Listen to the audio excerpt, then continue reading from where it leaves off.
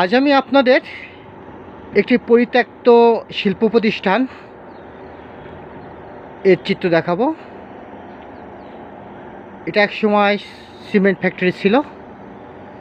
সার্বক্ষণিক উৎপাদনের কাজে নিয়োজিত লোকজন ব্যস্ত থাকতো, চঞ্চল মুখর ছিল, দেশের অর্থনীতিতে বড় ভূমিকা রাখত। কালের বিবর্তনে আজ এটি হারিয়ে গেছে। এভাবেই আস্তে আস্তে হারিয়ে যাচ্ছে আমাদের শিল্প প্রতিষ্ঠানগুলো। তদারকি এবং সুস্থ অব্যবস্থাপনার কারণে এগুলো আস্তে আস্তে হারিয়ে যাচ্ছে, ফলে দেশে বেকারত্ব বাড়ছে।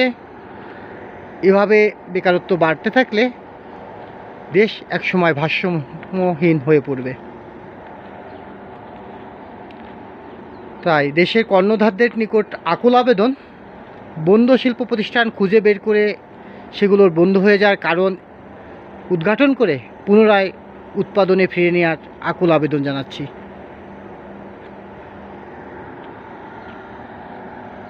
এতে করে দেশের উৎপাদন যেমন বাড়বে, কর্মসংস্থান বৃদ্ধি পাবে, দেশের শান্তি শৃঙ্খলা বিরাজ করবে।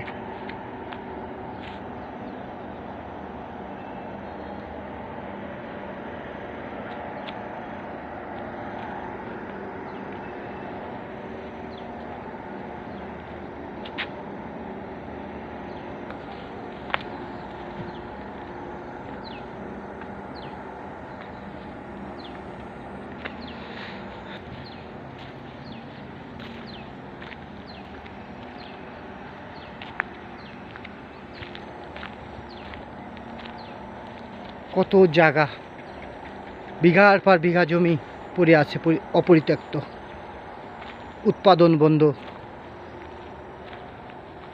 কর্মসংস্থানের বিশাল অভাব। হয়তো এই প্রতিষ্ঠানের শ্রমিকগুলো আজ বেকার অথবা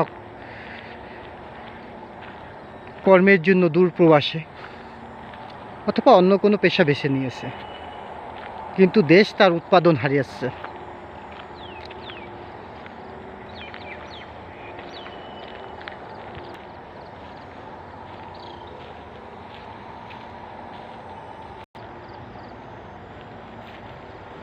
বিঘার পর বিঘা জমি পরিত্যক্ত।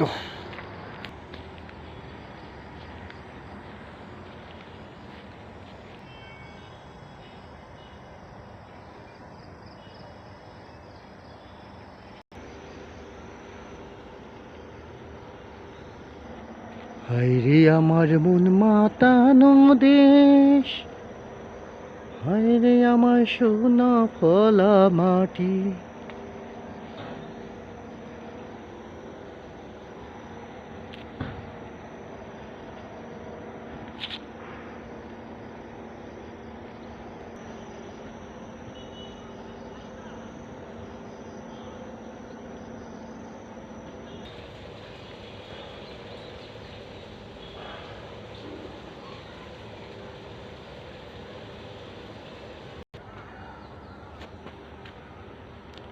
বলুন তো দেখি এই গাছটির নাম কি? এটা একটি ঔষধি গাছ। অবশ্যই ফল দেখে অনেকে চিনতে পারবেন।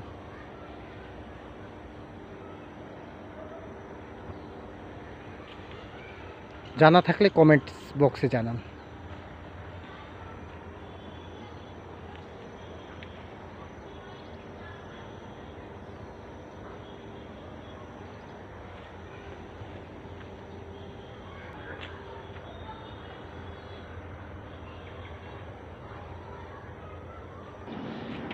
দেখেন, এই সেই পরিত্যক্ত শিল্প কারখানা।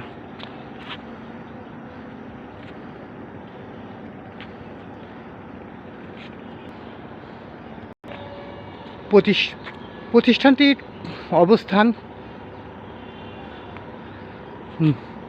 শীতলক্ষ্যা নদীর ধার ঘেঁষে একটি সুন্দর অবস্থান।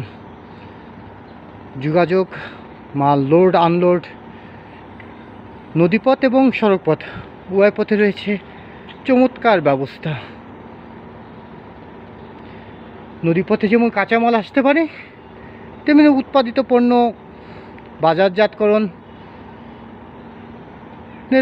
যে নদীপথ ব্যবহার করতে পারে, সে সাথে স্থলপথও ব্যবহার করা যায় স্বাচ্ছন্দ্যে।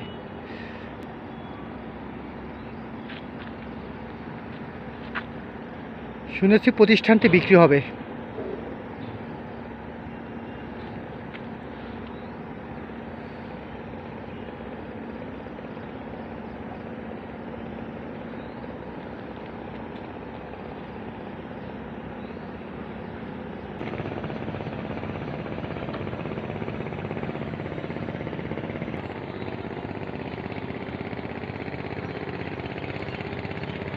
প্রতিষ্ঠানটির চতুর্দিকে রয়েছে বড় বড় শিল্প কারখানা।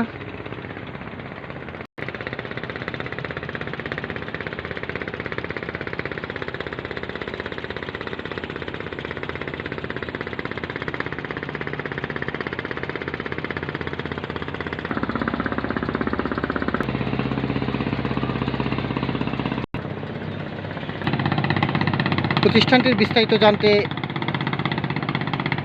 কমেন্ট বক্সে নক করুন।